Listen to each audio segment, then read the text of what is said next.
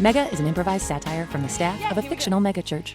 Hiya, I'm Hallie Labont, and this is Mega, coming to you from Twin Hills Community Church, where every single week we're giving our mega church a tiny family feel. Ooh, we love to introduce you to members of our church staff, people from our community. I always find it to be a treat and a treasure. And per usual, I'm joined by my co-host. He's the youth pastor for our high school ministry called Climax. Please welcome Gray Haas. Jesus is king, and he's dripped in that bling, Hallie. How are you? Too blessed to be stressed and too anointed to be disappointed.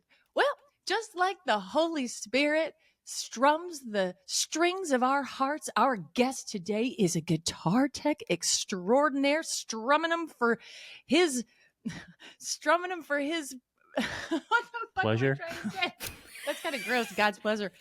Strumming those strings for God's pleasure. It is my treat and treasure to introduce you to Laura Nash. Welcome to the program, my friend. How you feeling today? Howdy, howdy. Couldn't be gladder to be here. Laura, it's Wonderful. so nice to have you on the program, and because I don't think a lot of people know what a guitar tech is. Yep. It sounds very technical. Yep. And so maybe you could give everyone, because they see you run on stage with the guitar, run off stage with the guitar, and I think a lot of people are going, what's she even doing back there? Could you tell everyone a little bit about what a guitar tech is and why it's so necessary to, a mission here at Twin Hills? Of course, happy to. Just an honor. Big fan of the show, just got to say. Long time listener, so very excited to be here. Feeling a little starstruck. So basically, the way I kind of try to make a metaphor of what I do is that the guitars are, they're my children. Awesome. Like, I mean, I wouldn't want to say that, I'm their God, because I'm not going to go there. I'm not suggesting that I'm the Jesus and they're the disciples, but they are kind of owned by me and do what I tell them to do. Stop it! Sorry about that. We've got... Oh, it's okay. Banana! Sorry about that. Anyway, sorry, I just have so many dogs currently. I'm a dog person. Oh, llama! banana. Oh, Yeah. Llama and banana. Llama and banana. Yeah. We also have Nice. Ramalama Ding Dong, but he's really going through something right now. He's a little sick. Okay, here we go. There we Oh. go. Sorry about this. Oh, what a We sweet talked baby. about this before. Okay. Oh. All right, we're going to focus back up. Focusing in. So basically I own them. I don't physically, cash own the guitars, but they are my domain. Their safety is of my utmost kind of responsibility. It's of the highest importance. And I just got to try and make sure that the tools are as tip-top shape for the musicians as possible. Anything goes wrong with that guitar, that's on me. Oh. You know what I'm see. saying? I got to make sure they're in tune. I got to make sure we're not going to snap a string. I got to make sure that it's sounding the way it should. So when we get out there to worship, there's no snags. If you see me running on a show, I've already failed. Oh, I've already not really? done my job. land. It should Oh. be, you should never see me other than when the guitars are being set by me. You should never see me on that stage. Right. Well, you wear all black, and sometimes it's like there's a phantom. You can't just, it looks like a guitar is, floating through the air, but it's you. And I have to say, the stakes are high, Laura. I mean, the stakes are high. The audience is literally God. You know what I mean? Yeah. These amazing instrumentalists are out there strumming these beautiful guitar solos that could be like somebody could think it was Metallica or something. It's so good, and it's literally for God. So the stakes are high. Couldn't be higher. And I think about that every time I enter that building, every time I pick up one of those axes into my hands, I think, this is it.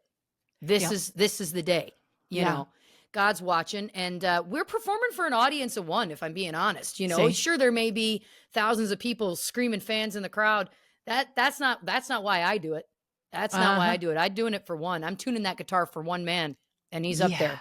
He's up there watching it all. I love that. Well, I mean, you service so many of the different musical, definitely the praise and worship team. You're there if we have guest musicians. Awesome. I did want to ask about, would you call it an incident where you threw a guitar, and maybe, I'm not sure exactly if someone was supposed to catch that, but here's the thing.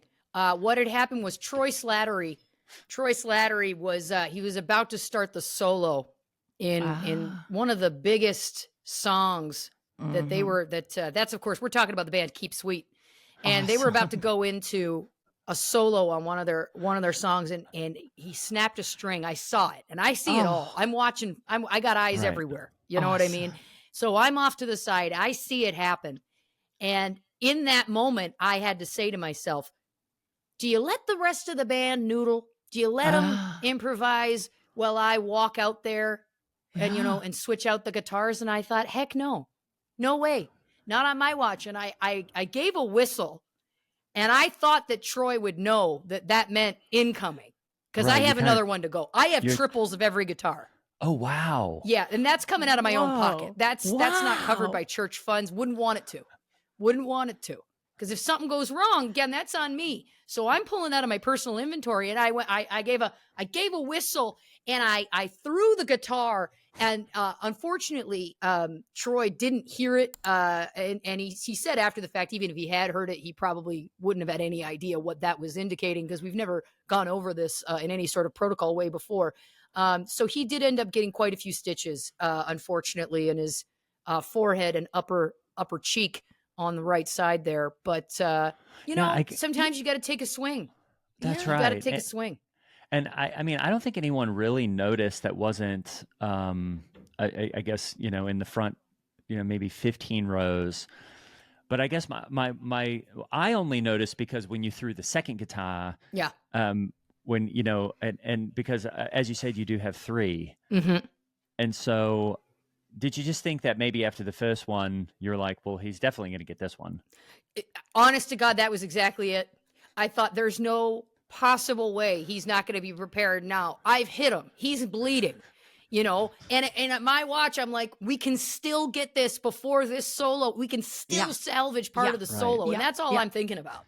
I think the song was How Great Is Our God? Yeah. How Great Is Our God. Yeah. Yeah, what a good one. But Troy really, he really drops it down and brings it up in the bridge on that. He really goes into quite a beautiful testament in his playing. And so, I threw the second guitar, which technically being the third guitar. So this was my last shot. That's also it. At this point, what else do we even have as an option? And it did also hit him in virtually the same place. Yeah. Yeah. Oh, the in shaft, the same place. Is it the long shaft? What's that called? The long part of the guitar. The neck. The neck. He just took the neck straight to the eye, or what? The eye socket? I guess he did. Yeah, the eye socket was fractured. The cheekbone also. He has consulted with a plastic surgeon because his nose also. Good. Yeah, it's not right. It's not broken, but something's up. You know what I mean? Well, it's if not he gets a plastic surgeon on there, he might end up with a better face than he started out with, and should thank you for that. And that's kind of what I told Troy. He wasn't hearing it at that point. He wasn't ready to hear that yet. But I said to him, I was like, look, this could be a blessing. I mean, I think it's always, everything. There's no bad situations, only blessings. And to me, I was like, I'd kill to get accidentally hit in the face so many times I get a new one. Oh, a new shot. I mean, it makes a little more sense to me now, because I saw he was coming out with a solo record this winter called Caved In, and I didn't realize that was actually about the face itself. Oh. Yeah, he took it pretty rough. Caved In, there's a couple tracks on there actually. If you look, there's Relinquishing Control, that's the name of one of them. A Tsunami Named Laura, which felt, I'm not so sure what that means. I'm not so sure what that's about. Yeah, that feels a bit on the nose. Feels a little on the nose. And then Just Stitches. That was another one. Right. And Flying High, I always thought was about when you're high on Jesus and spreading the word. But maybe he was talking about the air that guitar got as it was flying high straight toward his face. Heck yeah. Oh, Heck wow. Yeah. Now, Laura, I was going to ask, do you get a lot of people who are surprised that you're a gal and into guitars? Because normally that's for the fellas, isn't it? Yeah, music is typically a man's game. Across the board, it's always been that way. God willing, it always will be. So yeah, people are shocked about it. I come about it honestly, though. My father, my grandfather, they were all in the music industry, all in kind of behind the scenes roles. So that's really what I was happy to kind of follow in their footsteps. And my father made it clear to me my whole life, you'll never play in a band publicly. And for us too, in our family, it's unseemly for a woman to be in public playing an instrument. That's just not, I know there's some more progressives out there. I know who they're letting their young gals get up onto a stage with an instrument, etc. But that's never been, other than like, choral singing. That's fine. Because you're not trying to get, you're not trying to get adoration at that point. That's right. That's right. But any sort of instruments whatsoever, that's definitely a man's game. That said, I actually was quite good at playing as a child. Again, of course, locked away in a room in our home. So it just felt like a natural fit for me to have something to do with it in a way that I could serve God and serve men. So when you go into a guitar center, do you ever have these guys talking to you like you don't know anything about guitars, and then they're surprised that you actually know what you're talking about? Yeah, I try not to let on. I don't want to make them feel foolish or ashamed or anything. So I quite often will allow them to talk to me, sometimes 30, 40 minutes out of my day, explaining things to me. I know like the back of my hand. But, again, it's not my place. I'm not there to try and make them look silly or anything like that. So I've actually purchased a lot of things I don't need, truthfully. Yeah, just because they were convinced I needed them, and they were incorrect on that. But I think, in some ways, again, that's a blessing. That's a blessing. That's why I ended up with so many Les Pauls, so many vintage Les Pauls. They're upselling me. And what am I supposed to say? No, I know better than you, sir. And get out of town. That's an expensive guitar, isn't it? Yeah, very expensive. Like I said, I'm on a lot of payment plans. I'm still paying off guitars, if I'm being honest, from a decade ago. Yeah. Oh my. Yeah. Well, But what am I? You what a tell me service. this. I'm gonna present a band with a value guitar when we're playing for God, playing for Jesus, playing for a Trinity. Get out of here. That's You can't do silly. that. That's silly. That's Well, silly. speaking of men, are you married? Heck no. No, not married. Never took a partner. Never partnered. Oh, okay. Yeah, Is that right? my kind of devotion is to the music, is to the guitars, and to be honest, I don't know where someone else would sleep in my home. I have roughly 2,500 guitars in here. 2,500. Wow. 2,500 You're a real guitars. collector. 7 dogs. Oh, A couple chickens, and it's a full house. It's a full house, and anytime I did kind of maybe date a little bit here or there, they just didn't get it. They felt like I'm too married to the music, and I said guilty. Well, I mean, people can't see this, but I would say that the chair that you're in almost looks like the Game of Thrones throne. There's so many guitars sticking out from behind you. I mean, it those just are looks like guitar a necks. panoply of guitars, and I don't even think I'm using that word right. Yeah, I've never heard it before. It made me feel a little dumb, but I appreciate that. Humble me, Well, and I do want to just let people know that without a guitar tech, and especially one like you, who, as far as I can tell, you have perfect pitch. I do, yeah. Because Awesome. I've been side of stage, and you're not using one of those little tuner things on the top or a pedal or anything. I just see you over there. You'll hum a note. You'll hum that note, and then you'll be tuning the guitar to it. And I think that's amazing. I don't think I've ever heard anyone with perfect pitch like that. Yeah, that's what I think is my gift. I think that was God's gift to me. Everybody gets a gift, and I think that was mine. And there's times it's tough, because if there's a lot of noise or something in the venue, sometimes it can be hard for me to hear myself. So there have been a few missteps along the way over the years. That's why I demand silence when I'm doing my tunings. I demand it. Point blank. And if that can't be given to me, then you got to hire another tech, because I do have a very specific way that I work. And the guys in Keep Sweet, other than Troy now, where there's a lawsuit pending, but other than Troy, those guys in Keep Sweet, they love me. Now, granted, the rest of them don't play guitar, so really the one that I need to have a close relationship with is currently in litigation against me. But they get the spirit of me. The rest of those guys, I always wondered, is that why lead pastor Steve does such long pauses in his prayers? Is that giving you a moment of silence to get your perfect pitch, to get your guitar in key? It is. Yeah. Awesome. We worked that out years ago. Yeah. Yeah. We Awesome. worked that out years ago. And we kind of have a little system. He'll look up, you'll notice before those pauses, he'll kind of look to his right. And I have a series of hand signals that I'll give him that'll tell him, this is how much time I need, et cetera. Now, again, I spend 4 to 6 hours in my home tuning before I even go to the venue, before I'm even putting feet on the ground in the building. I'm making sure everything's tuned exactly as it needs to, but I don't need to tell you, you put the guitars in a vehicle. Yeah, I have a refrigerated van that of course I've converted to have all kinds of insulation and padding and whatnot in the hopes that it's going to keep those guitars as tuned as they need to be. Wow. Oh, You never know, you're going to hit a pothole potentially. Maybe you got to go over a speed bump, and that's just murder. So yeah, that's you, the Axe Wagon. Yeah. Oh, refrigerated van. It's a refrigerator. That is I've seen it pull up to the back of the auditorium, and I guess I never knew what was in there. That's all filled with guitars. So neat. Yeah, I'm still also paying off that van and the conversion that I did to it. Yeah, that was pricey. That was pricey. And again, I don't want any church money from this. You know what I mean? I'm not trying to rob from people here. It's a pleasure for me to be able to go so deeply into debt to kind of help out in the way that I can.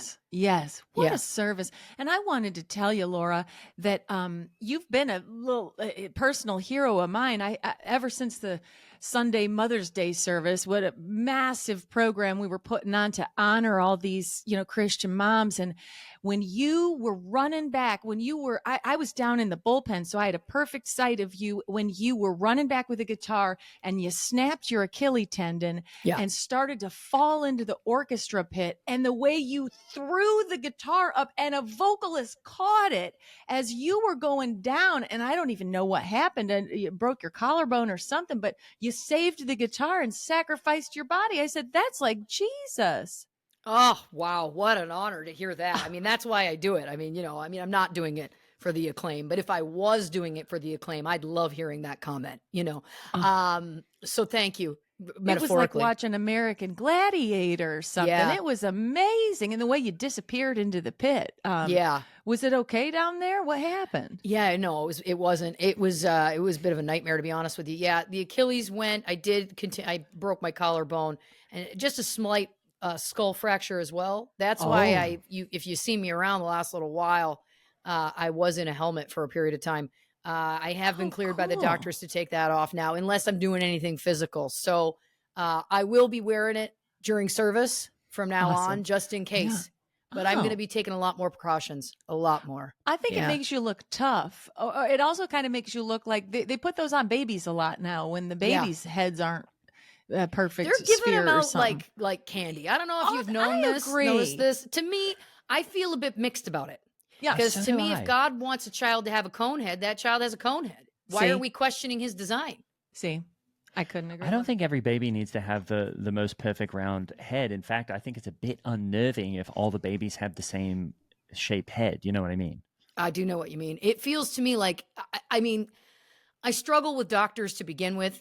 You know what I'm saying? It feels a little witchcrafty to me. It feels a little bit, we're dipping into science and stuff that I don't know if I personally agree with from a moral stance. So yeah, I don't know. I don't know how I feel about it overall. If I was to have a child, and I couldn't in this home, but if I just because of it, myself. just from a safety standpoint. Yeah, just from a safety standpoint, I wouldn't be able to have I've been turned down for animal adoptions when they've come to see this house. So, but if I was to have a child, if it had a messed up melon, I'd just leave it. I'd leave it the way it is. You'll grow into it. It'll sort itself out. I'm not going to seek medical attention for that. Well, I do want to say that one thing that, Hallie, I was walking through the auditorium with some of my teens the other day, and Laura was there working, and I don't think you didn't see us at first, but she was up there testing some of the guitars out on the amps and, basically just shredding a solo. I think it was the American, what's the fucking national, I think it was like the national anthem. It sounded, but just, all these licks and runs and everything. Wow. And as soon as you saw us come in, you sort of stopped and said, "Guys, I'm sorry. I'm just, sort of just tuning these things up." But I do say you are an amazing player. I hope you do know that. I appreciate that. Again, I don't do it for any sort of positive reinforcement from people. If I don't want to seem like I'm being boastful or in any way, but in theory, I appreciate that comment for sure. Yeah, it was incredible. And at one point, you're playing with your teeth. Yeah. It was That's really awesome. excellent. that's And a that- family trait. That's a family. We've passed Awesome. that down. We've passed that down. We come from a long line of circus performers, actually, street performers and Wow. whatnot. Yeah. Oh, Yeah. I love the circus. Oh, so what sort of performing? like a did Barnum and Bailey? Yeah, or was the I don't want to say freak show, but yeah, what sort of things did your family do in a circus? So, for years, again, this is even when I was a small child, we were touring around with, it was kind of more of like a local small end circus. Some people call them flea circuses, if you're familiar with those. Oh, yeah. Ooh. Yeah. But my family did, provide a lot of support to the musical acts. We would also go so far as to assist in any way necessary. So if there's a clown that needs some help before getting on, doing a quick change, I'm going to help put the big shoes on his feet, those kinds of things. And it's interesting because I think a lot of people's perception would be that circuses aren't godly. And I'd go so far as to say it's the exact opposite. Oh, Is that really? right? I've never felt closer to the spirit of my Lord and Savior Jesus Christ than I do when I'm under a big top. That's just the truth. Awesome. Yeah, you got Wow. somebody on a motorbike on a high wire here that's not been tested. Mm-hmm. That person's putting their faith in God. That's going to be something. When I'm seeing a man taming a lion, what's the chances that lion could take his hand right off? Sure. Oh, How do you explain it? How do you explain it any other way other than it's God's will for this circus to go on? For Yep. the circus to exist. So yeah, we did that until my father's death, actually, back how in did the he early pass? 80s. Yeah. How did he pass? He was actually unfortunately attacked by one of those lions. Oh, really? Is that Oh, right? Yeah. I'm so sorry. Oh, what Yeah. a way to go. But a very Christian death. I mean, that's what they used to do in Rome. They'd put the Christians in the, what was that called? That big round building in Colosseum. Rome. The Colosseum. They'd throw. Just do that line again so it's clean. Well, that's a biblical death. That's what they would do with the Christians in the Colosseum in Rome. All those pagan Romans would throw the Christos in there and just watch them be torn limb from limb. Can you imagine? I can't imagine it because I've seen it. Is It was that- my oh. own father. Oh, Yeah. you watched it. Wow. Yeah. Oh, yeah. It was in the Oh. middle of a show. He was actually guitar teching, and they had kind of this idea that there would be a concert playing while the lion taming was going on. Real kind of delight for the senses. And Wow. unfortunately, there was a bit of an issue. He ran out with another guitar, and there was he spooked the lion. Yep. He spooked him. Yeah. Yeah. Wow. And I'm sure when you're working in sort of a local, non-union Yeah. circus environment, you probably don't have some of the safeguards that maybe some of the other larger circuses have. Yeah, and it was a budgetary thing as well. There was no Oh. budget for kind of the nets for the acrobats Oh. and stuff like that. So Oh, you had to my. be as Sure. good as you could possibly be. Yeah, You're the not going to stakes get. are That's high. the thing. Again, people think that the best quality circus talent is at the big name circuses. That's a fallacy. Wow. That's a fallacy because the real circus performers cut their teeth. Again, for me, it was learning to play the guitar with my teeth, which started this whole thing. But you cut your teeth there and you never want to leave. Yeah. Suddenly, this is the metaphor I would give. If you spent your whole life driving 150 miles an hour, are you going to want to go somewhere where you're being told you can only go at 60? See? Right. I guess so I'm trying to follow the metaphor there. So, Mhm. so the circus is the 150 mile an hour, and then Yeah. and then what's the lower circuses, the smaller town, the flea circuses and whatnot. Okay, so the lower circuses are the faster car, but the Yeah. biggest circuses are the slower car. Yeah, they got all these safeguards in place. Yeah. Oh, okay, I guess. Oh, You know? sure. And then for you, I mean, you came. Tell me about your transition from that into working at a mega church, because That makes sense. I'm trying to just follow the metaphor, which I'm hoping is that small circus 150, big circus 60, mega church you're maybe up to like 200 again or something. Is it? Oh yeah. Yeah. Absolutely. Absolutely. I mean, I fell off that stage. There was no net. I See? broke my Yeah, that's- collarbone. I tore my Wow. Achilles tendon, you know? Wow. Yeah. And that was, first of all, an honor. Second of all, the transition in was kind of interesting. After my dad died, my mom was kind of coming upon hard times. You know, he never let her work, obviously, being a female. The reason why it was okay for me to work as a child was because I was prepubescent. The idea was is as soon as I had the changeover, Uh-huh. then it would stop. Then it would stop. Now, again, he died when I was about 6 or 7, I want to say. I believe that's when I watched him get ripped limb for limb by that what lion. an age. And then my mother kind of thought, you know, it's all well and good to try and stick to this no working situation, but we were struggling, and that's when she really got involved in the mega church in kind of a big way. Awesome. Yeah. Awesome. I mean, that's incredible. I think it makes total sense. You go from a big top to a mega church, you know, when Yeah. God has gifted you with so much talent, you can't waste that, you know, on a tiny circus or a carny or something like that, or a small church. You got to be under a big top. You got to be at a mega church. And And I don't think you can say Connie anymore, Hallie. It's actual. I think you say carnival worker. oh, did you grow up with a lot of carnival workers? Yeah, absolutely. That was definitely our ilk. You know, the kind of the people that are guessing your weight, guessing your well, that'd age. be fun. Yeah, the person that dart game where you blow the blow dart and it pops a love balloon, you that. get a prize. Fun. Yeah, yeah, What yeah. a Those were childhood. What a you childhood. know, it was magical. It was magical. You know, it was sad to see my dad die, and my brother also passed at one point as well, Is that and my right? other brother as well. Oh. Also in circus related accidents, but I wouldn't trade it. I wouldn't Well- trade it. People, you know, they talk about their loved ones, and they say about, you know, life cut too short. Yeah. I wish I had more time with them. I don't. I think it was meant to be when it was meant to be, and I think saying otherwise is basically inviting Satan in your front door. I start is talking true. about that I wish my brothers were still alive. Ding dong, hello, it's the devil. You know, that's Yeah. not. You wouldn't wish them away from God. They're with God now. They're happier than we are. I admire your dead brothers and dad. Yeah, How'd your thank you. brothers go? One of them was in one of those motorcycle on a high wire act Awesome. moments. Well, you died doing what you love. Yeah. It's a gift. Wow. Yeah. And then the other was just a slip and fall.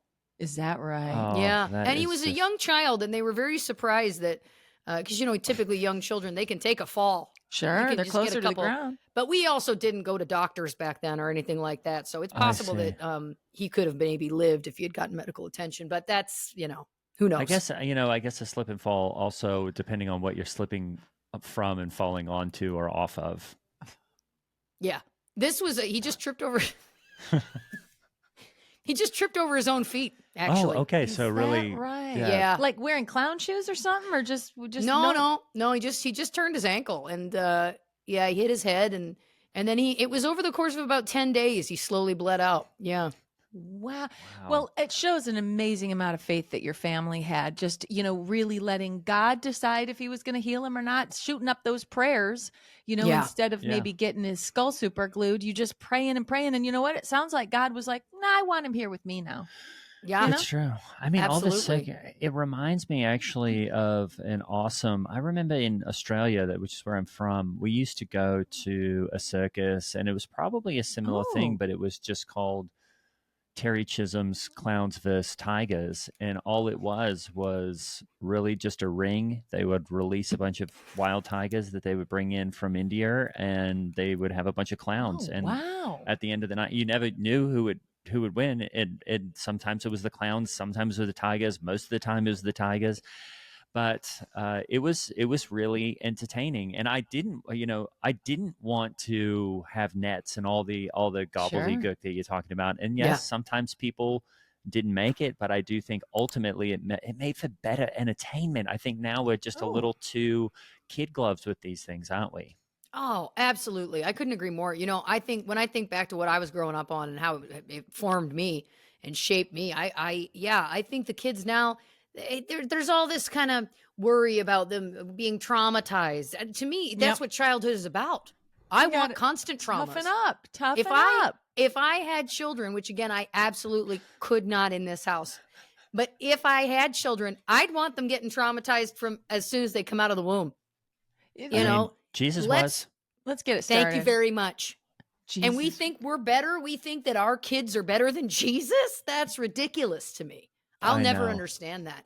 I'm shown, again, we were shown, our parents showed us, horror movies as little kids to remind us that it was like, this isn't anything we want to be a part of. Yes, I think that's a great reminder. Yeah. I mean, I think that's a good point, which is why do we shield our kids from all this stuff? Because really, you can just point to the crucifixion of Jesus Christ and say, okay, but is it worse than that? Yeah. And, which is what my father used to say when we used to go to Terry Chisholm's Clowns vs. Tigers, because I didn't want to go as a kid. A lot of times I would say, no, I don't want to see that again. And he would say, is this worse than being crucified by your peers and by a bunch of Romans? And I said I didn't know, because I was only age of 2, age of 3, so I wasn't actually verbal until the age of 8.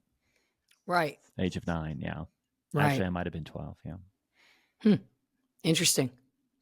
And if I might offer you a word basket of encouragement, Laura, I bet a big reason why you're not married is because you're so talented. And because here's what goes the thing is that I think you're so good at guitar that you wouldn't even be able to fake being bad at it, which you would have to do to land a man. Frankly, you have to play dumb just for your own safety. Obviously, women know that intrinsically, but you also have to, not be good at things so that it strokes their ego, obviously. I don't think you could fake being bad at guitar. I really don't. You're that good. And I think it's a gift from God. I appreciate that. If I was able to take compliments and not seem boastful, I would really appreciate it. But yeah, I have run into that because there's been times I've tried to fake it, but it's just impossible. It's just impossible. I can happily fake knowledge. I'm happy to play dumb. I'm happy to defer. I'm happy to buy things I don't need because a man told me to. Yep. But in terms of playing, that's when I feel the spirit in me, is when I'm playing the guitar. And again, I don't want to get on stage and do it for people because I don't want to, again, seem like I'm inviting anything untoward as a woman. But it's a lonely life. It's a solitary life. My mother did pass a few years ago. And so it's me, it's me, the dogs, the chickens, and then the guitars. And I just couldn't be happier about it, and I think also I would lose my focus. Yeah. If the couple times I've dated, Yep. they want all of a sudden to talk to you, to spend this time with you. And I'm like, I've got a schedule. Yeah. Yes. I'm down at the church. I mean, I'm up there every day, whether they need me or not. Yep. I'm there. And speaking of your torn Achilles and your collarbone and all, and your helmet head and all that, one thing I love to think about is that the Bible promises us when we get to heaven, we'll get perfect bodies. Yeah. And I love to think about that of like what my body's going to be like in heaven. I've had so many breast reductions in this lifetime and they keep coming back. And I love to think about what an incredible body I'm going to have. What do you think your body will be like in heaven? And since you can't have kids in your home, earth home, what do you think your palace will be like in heaven? Oh, I love this question so much. As I've said, I don't really believe in doctors or science. I want to make it clear I do believe in plastic surgery. That's it something works. else. It's good. That's something else. You know what I'm saying? Like Troy Slattery, I busted your face. This is a gift to you. I'm just talking about things to cure people. That's where it falls apart for me. We're not God. We don't know. Plastic surgery, that wouldn't exist unless God wanted it. I often think about, what would my heavenly body look like? I think for me, I'd have a real dumper. I'd have a big dump truck. Okay. I'm thinking kind of Shakira style down below the waist. Okay. Because currently it's not there. It's a real kind of flat number. And I just think for me, that would probably be the number one thing. And then I also am quite hefty, chested up top, but I think my heavenly body, I'd be very flat chested. I think we'd really be focusing on the rump. And, that's probably come along from potentially birthing my heaven babies. That's nice to think about. Maybe in heaven I can have a few babies. Maybe there's some babies up there that don't have families that they could come. Oh, yeah. They could come to my palace there, and I could pull out a guitar, play a tune. You Yeah. know, that sounds, I hadn't thought of that, but that sounds like a nice kind of afterlife to me. Think about how good it'll feel to sit down on a big juicy rump. If right now you've got a pancake, you've got almost nothing between your sits bones and the hard chair, you'll be able to sit down on those big juicy biscuits and have little babies crawling all over you.